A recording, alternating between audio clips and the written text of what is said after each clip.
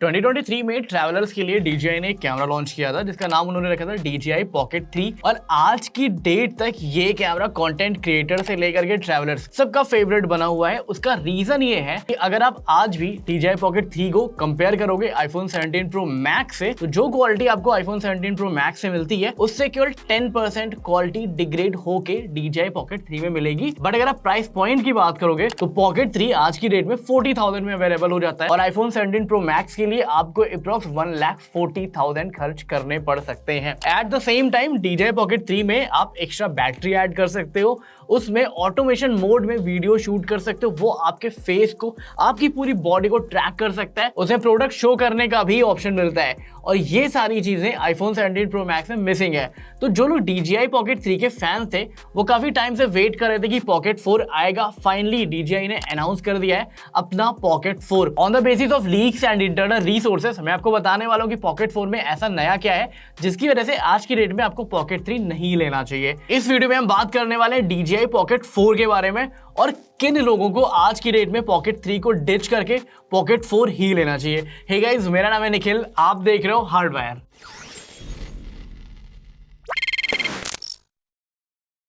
सबसे major difference जो DJI अपने Pocket 4 के साथ में कर रहा है वो ये है कि इस बार आपको 1 इंच का सेंसर मिलेगा। वेट, अगर आप ये सोच रहे हो कि Pocket 3 में भी 1 इंच का सेंसर आता था तो इसमें नया क्या है? नया ये है, Pocket 3 का 1 इंच का सेंसर 16:9 के रेशियो में था और Pocket 4 का नया 1 इंच का सेंसर 4:3 के रेशियो में होगा। इसका मतलब ये है कि आप सेम क्लिप से पोर्ट्रेट और लैंडस्केप दोनों वीडियो कट कर सकते हो। तो रील बनाने वालों का भी फायदा हो गया और सेम वीडियो को अगर आपको YouTube व्लॉग्स में ऐड करना है वो भी आप कर सकते हो। दूसरा जो मेजर डिफरेंस आ रहा है, HDR को इनहेंस कर दिया है। 14 स्टॉप्स पॉइंट पे अब आपको HDR शूटिंग का ऑप्शन मिल जाएगा। इसका मतलब ये है कि जो विजिबिलिटी होगी फोरग्राउंड और बैकग्राउंड की वो काफी बेटर होने वाली है। उसके बाद जो मेजर चेंज आ रहा है, DJI Pocket 3 में आपको कोई भी इंटरनल स्टोरेज का ऑप्शन नहीं मिलता था। Pocket 4 में आपको इंटरनल स्टोरेज का ऑप्शन मिल रहा है।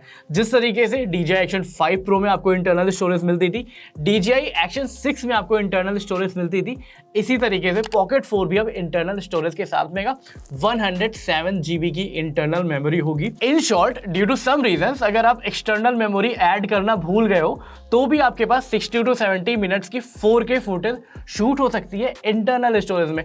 मेरे हिसाब से DJI वर्सेस Insta360 का ये जो बैटल चल रहा था इंटरनल स्टोरेज वाले वॉर में, DJI काफी ज्यादा आगे निकल चुका है। Insta360 को इस पे ध्यान देने की जरूरत है और GoPro की बात मैं करना नहीं चाहता, that person is already. Next जो मेजर चेंज आ रहा है वो है D-Log में। Pocket 3 में भी हमारे पास रॉ वीडियो शूट करने का ऑप्शन था बट वो उतना फ्लैट नहीं आता था। DJI Action 4 में आपको ये जो D-Log वाला ऑप्शन है वो 10 बिट पे मिलेगा। दूसरी चीज इम्प्रूव्ड होने वाला है। तो पहले क्या होता था, जब हम कलर क्रिएट करते थे या फिर लट्स वगैरह ऐड करते थे तो उतना प्रीमियम एक्सपीरियंस नहीं मिलता था, बट DJI ने फीडबैक लिया है इन सारी चीज़ों को सॉल्व करने के लिए। अभी जो आपके पास में 8 बिट D-Log का ऑप्शन मिलेगा वो काफ़ी ज़्यादा इम्प्रूव्ड मिलने वाला है। नेक्स्ट जो मेजर चेंज आ रहा है वो स्लो मोशन क्वालिटी में आ रहा है। इनफैक्ट DJI Pocket 3 120 FPS पे स्लो मोशन वीडियो शूट करता है, बट जो लोग सिनेमैटिक वीडियोस काफ़ी ज़्यादा शूट करते हैं उनको ये चीज़ पता होगा कि 120 FPS ओके होता है। कहीं कहीं व्हीकल वाले वीडियोस में, बाइक वाले वीडियोस में हमें चाहिए होता है कि वो 240 FPS तक जाए और DJI Pocket 3 में ये कैप्ड था फुल HD में। ऐसे में क्या था कि कहीं ना कहीं लिमिटेशन आ जाती थी। Pocket 4 इन सारी चीज़ों से ऊपर उठ चुका है अब, मतलब 120 FPS तो आपको मिल रहा है, इसी के साथ आपको 4K पे 240 FPS मिल जाएगा और अगर आपको 480 FPS पे वीडियो शूट करनी है तो वो भी आप कर सकते हो। फुल HD मोड पर सेलेक्ट करना है और आपका काम हो जाएगा। कहने का मतलब ये है कि स्लो मोशन इंप्रूवमेंट भी इस बार देखने को मिल रही है। नेक्स्ट जो मेजर इंप्रूवमेंट हो रहा है सोलो कंटेंट क्रिएटर्स के लिए वो ये है कि इसमें इस बार आपको एक्टिव ट्रैकिंग 7.0 देखने को मिलेगी। DJI Pocket 3 की भी जो ट्रैकिंग थी वो ओके थी, 5 आउट ऑफ 10 की रेटिंग दूंगा। कभी कभी होता था, कभी कभी नहीं होता था।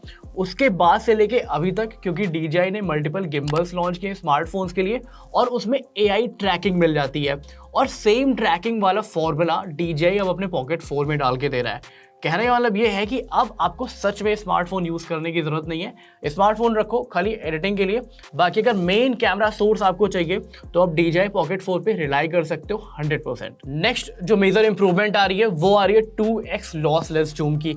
जिस तरीके से आईफोन करता है अपने फोन्स में कि जब भी आप 2x पे वीडियो शूट करते हो, 1x पे वीडियो शूट करते हो, तो क्वालिटी आपको ऑलमोस्ट सिमिलर देखने को मिलती है।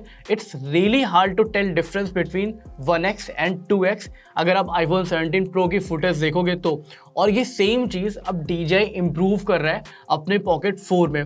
पॉकेट 3 को काफ़ी ज़्यादा ट्रोल किया जा रहा था, लोग ये कह रहे थे कि इसमें हम वाइड एंगल लेंस तो अटैच कर सकते हैं, बट व्हाट इफ हमें कुछ दूर का शॉट लेना है या फिर हमें 2x 3x पे कोई शॉट लेना है। बहुत ही डिस्टॉर्टेड फुटेज आती थी DJI पॉकेट 3 की, बट अभी पॉकेट 4 में इसको इंप्रूव कर दिया गया है। अगर आप 2x पे शॉट्स लेना चाहते हो इजीली ले सकते हो, लॉसलेस जूम का ऑप्शन मिल जाएगा। बाकी अगर आपको वाइड एंगल में शूट करना है उसके लिए तो अटैचमेंट आती ही आती है। ND फिल्टर्स आपको सेम मिल जाएंगे, जैसे आपको पॉकेट 3 में मिलते थे वैसे आपको पॉकेट 4 में भी मिल जाएंगे। नेक्स्ट जो मेजर फायदा आपको पॉकेट 4 के साथ में मिलेगा वो है इकोसिस्टम का। DJI का इकोसिस्टम हम सबको पता है वन ऑफ द बेस्ट है अगर हम पॉकेट कैमरा या फिर एक्शन कैमरे की बात करें। इनफैक्ट अगर आपके पास पॉकेट 3 है तो आपको बस एक माइक लेने की ज़रूरत है, माइक ले लो, कोई भी एक्स्ट्रा अटैचमेंट लेने की ज़रूरत नहीं है कि आपको माइक की आवाज़ उसमें रिकॉर्ड करनी है, फिर आपको सिंक करना है, ऐसा कुछ नहीं करने की ज़रूरत है। तो अगर आपके पास पॉकेट 4 है तो उस पर भी आप सेम चीज़ अप्लाई कर सकते हो। सिंपली गेट अ माइक 2 और माइक 3, आपका पूरा व्लॉगिंग सेटअप एक उसमें ही रेडी हो जाएगा। इसके बाद जो मेजर डिफरेंस आ रहा है वो आ रहा है एक्स्ट्रा लाइट्स का। पॉकेट 3 से अंधेरे में शूट करो, कोई भी अटैचमेंट नहीं मिलता था एक्स्ट्रा लाइट ऐड करने के लिए।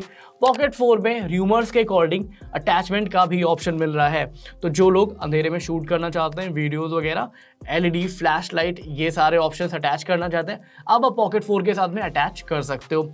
अब बात करते हैं किसको पॉकेट 3 लेना चाहिए और किसको पॉकेट 4 लेना चाहिए। पॉकेट 3 नया लेने की बिल्कुल भी ज़रूरत नहीं है। अगर आज की डेट में आप ट्राई करना चाहते हो कि क्या पॉकेट कैमरे आपके लिए है या नहीं है, सेकेंड हैंड मार्केट में जाओ, 28,000 से लेकर के 30,000 के बीच में आपको आराम से पॉकेट 3 मिल जाएगा। क्रिएटर्स कॉम्बो भी अगर लोगे तो वो भी आपको 35 से लेकर के 32,000 के बीच में मिल जाएगा। इससे ज़्यादा ₹1 खर्च करने की ज़रूरत नहीं है।